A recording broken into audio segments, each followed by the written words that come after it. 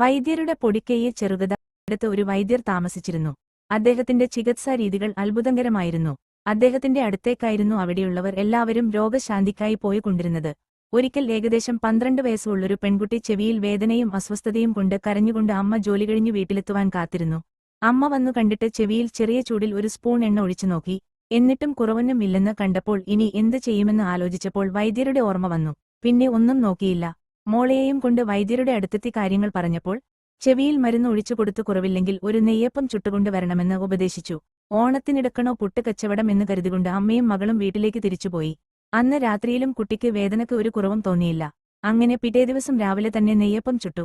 ഒരെണ്ണം ആയിട്ട് എങ്ങനെയാണ് കൊടുക്കുക എന്ന് കരുതി 10-15 നെയ്യപ്പം ചുട്ടിട്ട് കാക്ക പോകതെ സൂക്ഷിച്ചു വൈദ്യരുടെ അരികിലെത്തി സമ്മാനിച്ചു.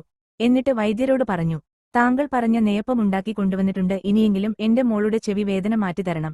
വൈദ്യർ ഒന്ന് ചിരിച്ചു. എന്നിട്ട് ഒരു നെയ്യപ്പം എടുത്തിട്ട് കുറച്ചു പൊട്ടിച്ചു മാറ്റിയിട്ട് അത് ചെവിയിൽ വെച്ചു കെട്ടി. നാളെ വന്നു കാണിക്കുവാൻ പറഞ്ഞു. കുട്ടിയുടെ അമ്മക്ക് ഒന്നും മനസ്സിലായില്ല. അവർ ബാക്കിയുള്ള നെയ്യപ്പം നിർബന്ധിച്ചു വൈദ്യർക്ക് തന്നെ കൊടുത്തു. അടുത്ത ദിവസം രാവിലെ ആയപ്പോൾ മകൾ പറഞ്ഞു, എന്റെ വേദന പോയി. സന്തോഷമായി അമ്മക്ക്. അവർ വേഗം വൈദ്യരുടെ അടുത്ത് ചെന്നു. അമ്മയോടും മോളോടും കുശലം ചോദിച്ചുകൊണ്ട് വൈദ്യർ ചെവിയിലെ കെട്ടുകളഴിച്ചു. അപ്പോഴാണ് പൊട്ടിച്ച നെയ്യപ്പത്തിൽ ഉറുമ്പുകളുടെയും വണ്ടിനെയും കാണുന്നത്. അത് കണ്ട അമ്മയും മകളും അതിശയത്തിൽ അതിലേക്ക് നോക്കിക്കൊണ്ടിരുന്നു. വൈദ്യരുടെ ചുണ്ടിൽ ഒരു പുഞ്ചിരി തത്തി കളിച്ചിരുന്നു.